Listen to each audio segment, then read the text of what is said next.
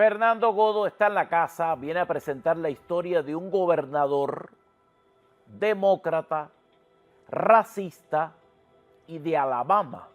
¿De qué se trata, Fernando? Bienvenido. Chico, este es George Wallace. Gracias por la invitación, te digo, igual que siempre.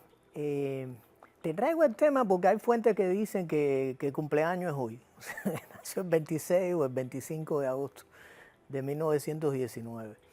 Y yo quería traer a este hombre para decirle a las personas que el Partido Demócrata aquí nunca es una opción para votar. Esta es mi cámara, ¿no? Para que me vean a mí. El Partido Demócrata, si usted va a votar, nunca es una opción. Traigo el nombre de George Wallace por dos cosas. Una, por lo racista que fue, que ahí está su historia. Mira, esa foto, él está parado ahí en la Universidad de Alabama para impedir que dos estudiantes negros entren en la universidad. Y el señor Calvo que se ve es un enviado del presidente Kennedy en nombre de la Guardia Nacional, diciéndole a él, que es el gobernador del estado, que si no se quita de ahí, ahí está la Guardia Nacional para quitarlo. Hasta ese extremo llegó George Wallace. Eso fue poco antes de la muerte de Kennedy. Kennedy murió en noviembre, yo creo que eso fue como en junio. Y Kennedy estaba enforzando la ley de derechos civiles, tratando de pasarla para que se le reconocieran a los ciudadanos negros sus derechos. Pero no derechos, o sea, de votar, no, ni tan siquiera que los dejaran entrar en una universidad a estudiar. Y este hombre fue a pararse ahí a eso. O sea, él fue bien radical en eso. Incluso decía que a los ciudadanos negros había que segregarlos hoy, mañana y siempre, ahí en el sur. Y déjame decirte, fue 4 veces gobernador de Alabama, no en periodos consecutivos, aspirante a la presidencia de los Estados Unidos por el Partido Demócrata en el año 68, donde muchas de las personas que nos están viendo hoy estaban vivas. Y ganó 5 estados.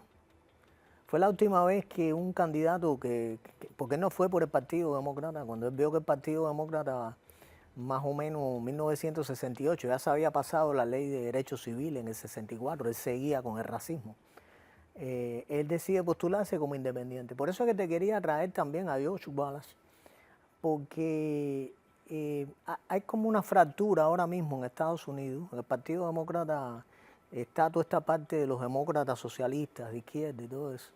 Y en el Partido Republicano, pues, también entre los votantes, porque veo mucho las redes y otros estados que hablan de que si Trump no ha podido arrestar a las personas que se iban a arrestar, que si no están de acuerdo con la guerra, en fin, hay, gusten o no los guste, hay fracturas y se habla de terceros partidos. Entonces la pregunta es, ¿qué posibilidad tuviera un tercer partido? Bueno, la última grande, porque Ross Perot en los 90 no tuvo votos electorales. Este hombre sí arrastró un montón de gente.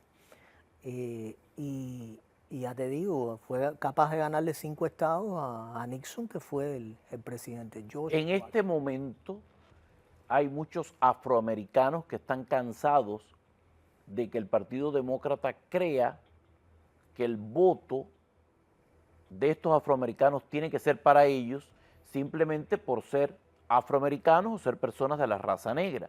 En este momento está ocurriendo que hay un grupo de candidatos valiosos que van a correr como parte de esta elección de medio término, que además tienen el endorso del presidente de los Estados Unidos y son negros. Sí, eso, Y se cae el tema del es racismo. muy bueno que tú digas eso, porque yo creo que ese problema lo tienen que resolver ellos mismos. Tienen, por otro lado, desgraciadamente, muchos políticos oportunistas de raza negra que se valen de las prebendas del Partido Demócrata para eso. Yo siempre le recuerdo la historia de los Estados Unidos. El Partido Demócrata con la esclavitud, la segregación, las leyes Jim Crow, segregando a los ciudadanos negros para que no pudieran entrar a los lugares, los linchamientos.